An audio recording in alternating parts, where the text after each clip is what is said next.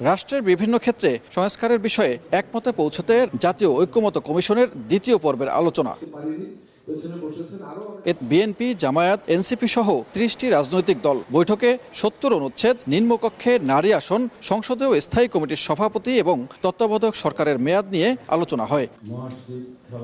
BNP জানায় ৭০ অনুচ্ছেদ অনুযায়ী আস্থা ভোট না থাকলে সরকার পরিচালনায় স্থায়িত্ব থাকবে না, বারবার পরিবর্তন হবে সরকার। এছাড়া তত্ত্বাবধায়ক সরকারের মেয়াদ ৩ মাসের পক্ষে বিএনপি। আস্থা ভোট, অর্থ বিল এবং সংবিধান সংশোধন সংক্রান্ত যে কোনো বিলের ক্ষেত্র ছাড়া অন্যান্য সব বিষয়ে সংসদ সদস্যগণ স্বাধীন থাকবেন, এই মতামতে প্রায় সব দল একমত হয়েছে বলে আমার বিশ্বাস হয়েছে। বৈঠকে অর্থ বিলের পাশাপাশি আস্থা ভোট থাকার পক্ষে জাতীয় নাগরিক কমিটি। তাদের দাবি, সংসদ সদস্যদের স্বাধীনতা যেমন দরকার তেমনি দরকার সরকারের স্থিতিশীলতা। সংবিধান সংশোধনীর ব্যাপারটা আলোচনায় এসছে, কিন্তু বেশিরভাগ দল এখানে আসলে এই ব্যাপারে বলেছেন যে সংবিধান সংশোধনীর ক্ষেত্রে সদস্যদের স্বাধীনভাবে মতামত প্রকাশ করতে দেওয়া উচিত, আর এই ব্যাপারে যদি সিদ্ধান্ত নিতে হয় তাহলে আরও কথাবার্তা বলতে হবে। এদিকে নির্দলীয় তত্ত্বাবধায়ক সরকারের অধীনে জাতীয় সংসদ নির্বাচনের পাশাপাশি স্থানীয় সরকার নির্বাচনের পক্ষে মত দিয়েছে জামায়াত। কমিশনের পক্ষ থেকে শুধু এই শব্দটাই ছিল যে অর্থ বিলে ছাড়া আর বাকি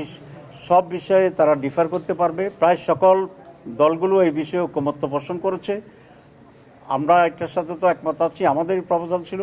আমি অন্যান্য দলগুলোকেও এই জন্য অভিনন্দন জানাই।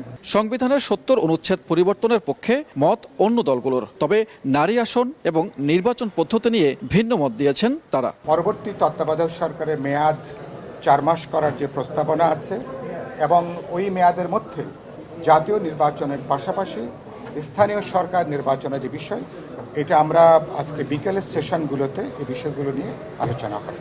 কনস্টিটিউশন অ্যামেন্ডমেন্টের বিষয়টা, এটাতেও আমরা বলেছি যে আমরা যদি বেশিরভাগ লোকদের একমত থাকে তাহলে আমরা এটাতে ফ্লেক্সিবল থাকবো। এইরকম সংশোধনের প্রশ্নে সংসদ সদস্যরা দলের সিদ্ধান্ত মেনে চলবেন, এইরকমভাবে প্রস্তাবগুলো এসছে, নানা প্রস্তাবের আলোচনা চলছে। এদিকে সংস্কার কমিশনের প্রস্তাবই চূড়ান্ত নয় বলে জানায় ঐক্যমত্য কমিশন। তারা বলছেন দলগুলো যেসব মতামত দিয়েছে তার আলোকেই করা হবে জুলাই সনদ।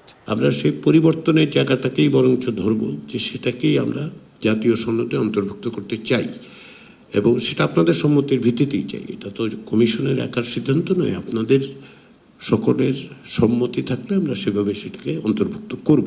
গেল অক্টোবরে সংবিধান নির্বাচন ব্যবস্থা সংস্কারের বেশ কয়েকটি কমিশন গঠন করে অন্তর্বর্তী সরকার। ফেব্রুয়ারিতে পূর্ণাঙ্গ প্রতিবেদন দেয় কমিশনগুলো। এরপর তাদের দেয়া সুপারিশের বিষয়ে ঐক্যমত্য পৌঁছাতে 15 ফেব্রুয়ারি যাত্রা শুরু করে জাতীয় ঐক্যমত্য কমিশন। সানবীর রূপল, সময় সংবাদ, ঢাকা।